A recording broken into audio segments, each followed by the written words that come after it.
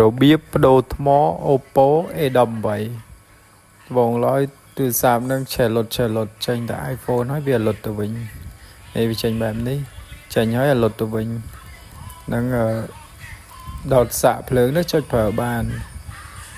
ហើយដល់ពេលដូរឆាំងសាកចេញទៅវាលុតវិញអាហ្នឹងបញ្ហាមកពីខូចថ្មហើយយើងដូរថ្មថ្មីមកគាត់ទៅប្រើបានវិញហើយ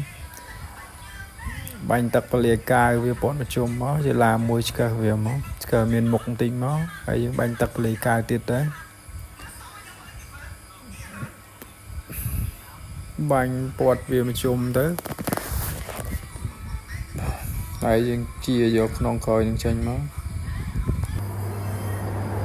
ហើយដោះក្នុងក្រោយចេញហើយយើងត្រូវដោះខ្ចៅវាចេញអស់គ្រប់កន្លែងមកនេះខ្ញុំដោះខ្ចៅរួចរាល់អស់ហើយតទៅពីដោះខ្ចៅរួចហើយយើងហៅកន្លែងចាក់ស៊ីមស្រួលយើងលូកកញ្ចក់ដៃចូលគាស់ក្នុងក្រោយចេញ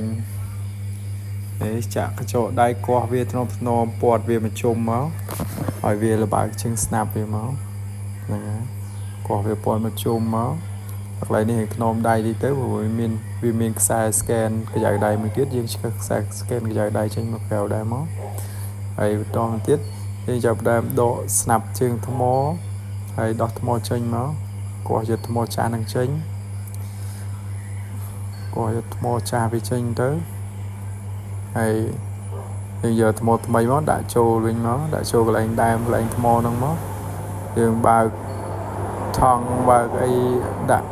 វាស្រួលស្រេជើងស្នាប់វាឲ្យត្រូវគ្នាឲ្យអឹបណែនល្អមកកុំឲ្យវាទូលហើយកប៉ះកលកន្លែងណាតឹងពេកវាធ្លាក់មកវាអាចរបូតជើងថ្មចេញវិញបានឥឡូវកឹបជើងថ្មវាចូលហើយកឹបវាឲ្យត្រូវកឹបឲ្យអឹបណែនល្អមកតទៅទៀតយើងចុចបើកវាតេស្តវាសាកមើលបើកវាចង់ដឹងថាថ្មថ្មីយើងនៅមានភ្លើងហើយក៏អត់ចឹងដឹងថាវាចេញហើយក៏អត់ទៅបើកតេស្តវាមកគេនៅចេញហើយ Oppo ហើយចេញ Oppo A18 ហ្នឹងវាយូរដែរថ្មមកបើកគ្រឿងចេញឥឡូវយើងចាប់ផ្ដើមកឹបថ្មសាមីម្ដងទៀតឲ្យវាអឹបណែនល្អមកមើលកន្លែងណាខ្លះដែលមិនទាន់កឹបមានជើងថ្មមានជើងត្រង់មានខ្សែសាក់កឹបឲ្យអស់មកឥឡូវយើងចាប់ផ្ដើមកឹបសបោក្រោយចូលទៀតខ្សែ scan កញ្ចៅដៃយើងចុចកឹបវាមកកឹបវាចូលវិញមកហើយយើងសកត់ក៏ទូវាចូលទៅសបោក្រោយកឹបទូចូលមកហើយមើលមុខវាអត់ទាន់បើកដល់ Oppo ទេហើយយើងចាប់ផ្ដើមចាប់ខ្ចៅចូលវិញទៅចាប់ខ្ចៅឲ្យគ្រប់កន្លែងវាវិញទៅខាងលើខាងក្រោមឲ្យគ្រប់កន្លែងមក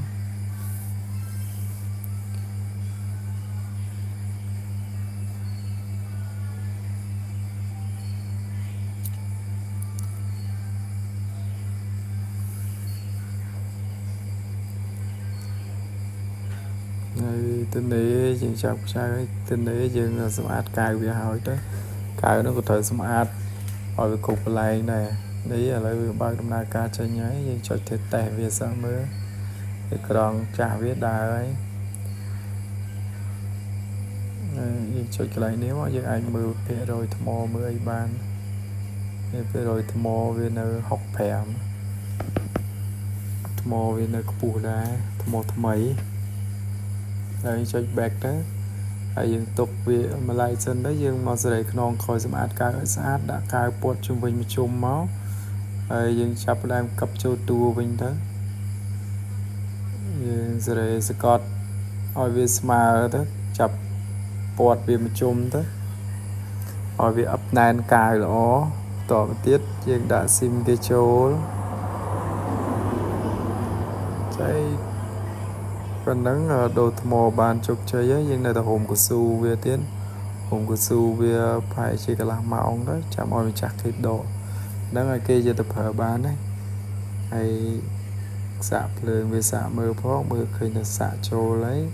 យើងអាចដូរថ្មបានជោគជ័យហើយបាទវីដេអូក៏ដល់ទីបញ្ចប់ហើយសូមអរគុណបាទសម្រាប់ការទស្សនាវីដេអូមួយនេះ